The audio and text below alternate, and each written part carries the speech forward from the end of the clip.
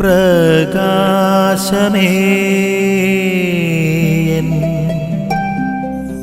മിഴി തുറക്കുക വേഗം.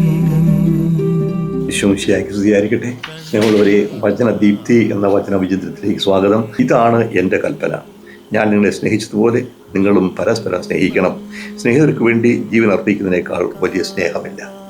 സ്നേഹമുള്ളവരെ, യേശുവിൻ്റെ വിടവാങ്ങൽ പ്രസംഗമാണ് നമുക്കറിയാം. യോഹന്നാൻ 14, 15, 16 അധ്യായങ്ങൾ. അവിടെ 15-ാമത്തെ അധ്യായത്തിൽ വീണ്ടും ആവർത്തിച്ചു വന്നൊരു കാര്യമാണ്: നിങ്ങൾ സ്നേഹിക്കണം. എന്താണ് പ്രധാനം? എങ്ങനെയാണ് സ്നേഹിക്കുന്നത്? ഇതാണ് ഏറ്റവും പ്രധാനപ്പെട്ട പ്രമാണം.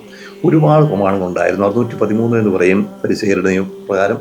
ഒരുപാട് നിയമങ്ങളുണ്ട്. ഇന്നാണെങ്കിൽ 2000 കാനോൻ നിയമങ്ങളുണ്ട്.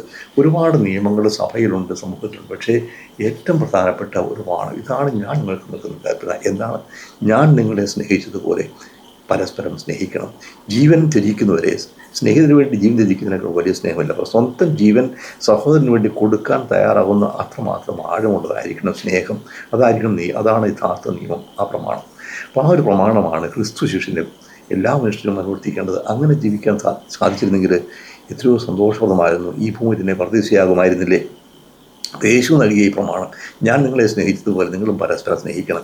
എനിക്കെന്ത് നേട്ടമുണ്ടാകുമെന്നുള്ളതല്ല, എനിക്കെന്ത് കൊടുക്കാൻ സാധിക്കും, എൻ്റെ അയൽക്കാരൻ, എൻ്റെ സഹോദരൻ്റെ സഹോദരിക്ക് എന്ത് സഹായം ചെയ്യാൻ സാധിക്കും, ആയിരിക്കണം എൻ്റെ ചിന്ത. എൻ്റെ പ്രവർത്തനങ്ങൾ സ്നേഹത്തെ പ്രചോദിതമായിരിക്കണം.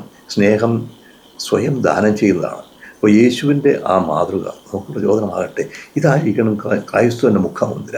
അപ്പോൾ ആ ഒരു സ്നേഹം നോക്കൂ, ക്രൈസ്തവർ എത്രമാത്രം പരസ്പരം സ്നേഹിക്കുന്നു. ആദ്യമ ക്രൈസ്തവ സമൂഹത്തിൽ നോക്കി ജനങ്ങൾ പറയുക, ഒരു ഹൃദയവും ഒരു മനസ്സും ഉണ്ടാവുക. അപ്പോൾ ആ ഒരു ഹൃദയ ഐക്യത്തിലേക്ക്, സമാധാനത്തിലേക്ക് നയിക്കുന്ന സ്നേഹമായിരിക്കണം. അപ്പോൾ യേശു സ്നേഹിച്ചതുപോലെ പരസ്പരം സ്നേഹിക്കാനുള്ള കൃപ തമ്പുരാൻ പ്രദാനം ചെയ്യട്ടെ. നിൻ വഴിയേ നടക്ക